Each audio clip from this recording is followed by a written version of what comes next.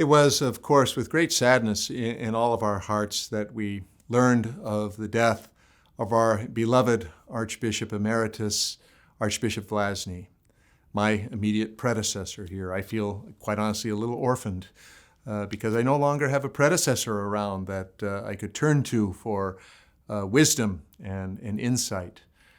You know, Archbishop Vlazny was truly a remarkable man, a remarkable priest, and a remarkable bishop.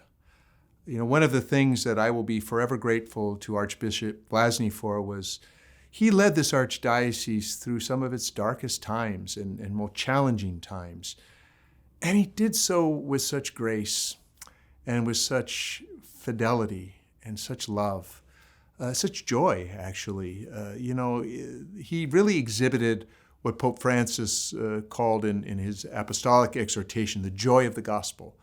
Archbishop Vlazny was a man who truly radiated the joy of the gospel, the joy of Jesus.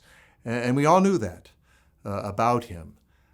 Archbishop Vlazny, I can honestly say, was truly one of the kindest and most thoughtful, not just bishops, but people that I have ever known. He was so thoughtful, remembering every little event, every birthday, every little anniversary. He was just a thoughtful man. He was always thinking about others. And that's what struck me so much about him. And quite honestly, I have to say that, I feel very inadequate compared to him in that respect. He was just always there thinking about others, remembering others, affirming others, lifting up others. And his joy was exhibited in his laugh. And I guess that's what I will always remember. I don't think any of us can get out of our ears that beautiful sound of Archbishop Vlazny's laugh, which really came from that heart that was filled with joy.